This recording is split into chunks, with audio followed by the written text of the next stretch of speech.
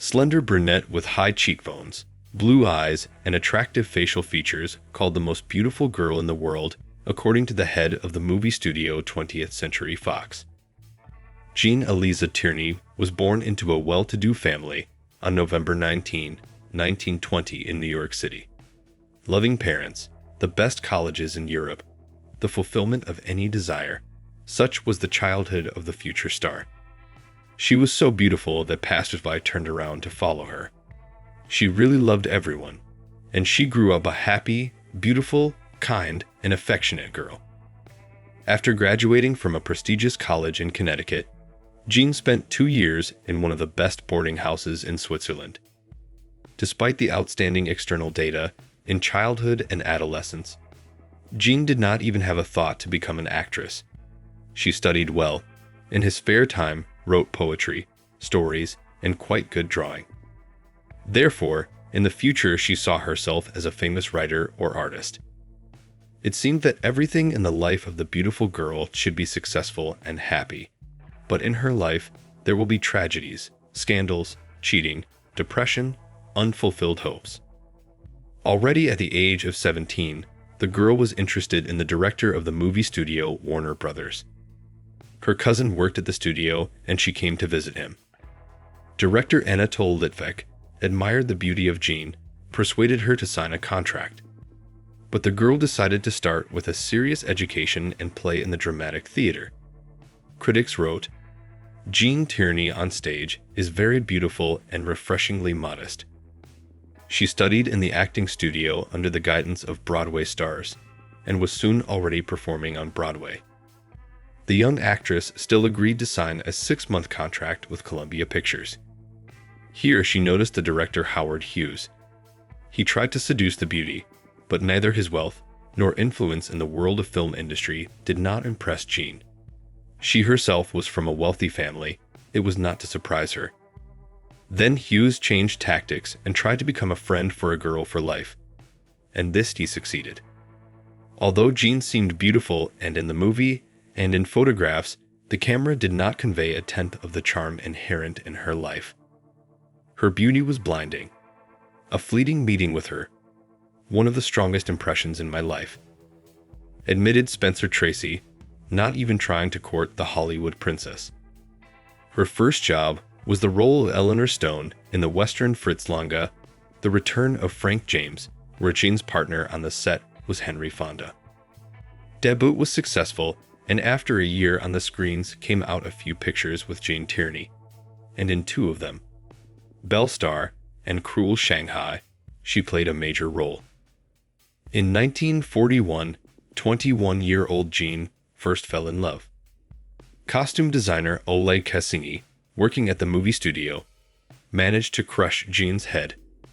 Oleg was the son of Russian diplomat Alexander Losky and Countess Marguerite Cassini.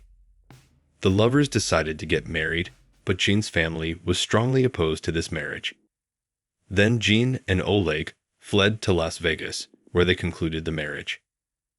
Jean Tierney continued to actively shoot. She got major roles in the films Laura, The Ghost, and Mrs. Muir, and for her work in the film God is Her Judge, where Tierney played maniacally obsessed with Ellen. She was nominated for an Oscar for Best Actress. The movie earned the 20th Century Fox studio $5 million in revenue, becoming the company's highest-grossing picture in the 1940s. Oleg Cassini designed all of her outfits for Jean for the movie. With the outbreak of World War II, Oleg volunteered at the front. Jean Tierney traveled to hospitals, participated in patriotic events, met with military men to keep their morale up, and signed autographs. Despite the war, Jean was happy. She was expecting a child with the man she loved. During her pregnancy, Jean contracted rubella from a fan who came for an autograph and shook her hand. This childhood disease, relatively harmless, as it turned out, very dangerous for expectant mothers and fetuses. In October 1943, Jean went into premature labor, and soon her baby girl was born, blind and deaf. To top it off, doctors declared her mentally retarded. Jean and Oleg gave their little girl a beautiful name, Antoinette Daria, They had to leave their daughter in a special institution.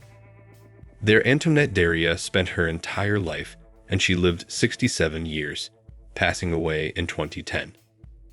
Upon learning what caused her daughter's mangled life, Jean was horrified. It is said that at one of the parties, she was approached by a woman in the uniform of a naval officer and admitted that 2 years ago, being sick with rubella, she left the quarantine to meet her idol, Jean. This story is the basis of Agatha Christie's novel and Cracked, The Mirror Rings, published in 1962. At the center of the detective story is a famous actress who contracted rubella from a fan during her pregnancy, who discovers who is responsible for her misfortunes and takes revenge. In 1980, director Guy Hamilton made the movie The Mirror is Cracked based on the novel. Jean's health deteriorated. Panic attacks appeared, then developed depression. She did not want to see anyone, refused to leave the house, did not fulfill contracts with studios. Her psychological state was getting worse, and eventually she had to go to a psychiatric clinic. Against the background of all the experiences broke her relationship with Oleg Cassini. They broke up. Gradually, Jean was able to return to normal life. She starred in movies, met with men. In 1946, Jean met John Fitzgerald Kennedy, the future president. She almost married him. Their affair lasted a year, but ended in nothing. In 1947, he told Jean that he loved her, but could never marry her. John's parents did not allow their Catholic son to take as a wife an actress, and even divorced. Tierney struggled for years with bouts of manic depression due to failures in her personal life. She could not forget her affair with Kennedy for a long time. In 1960, Tierney sent Kennedy a card congratulating him on his victory in the presidential election. The victim of the fiasco, Jean consoled Oleg Cassini. For a while, the former spouses reunited. It seemed to Jean that now everything should be fine, because they have both experienced a lot and have become wiser and more tolerant. To their delight, in 1948, they had another daughter, Christine. This briefly brought them closer together, but soon the breakup became final, but they managed to maintain a friendly relationship for the rest of their lives.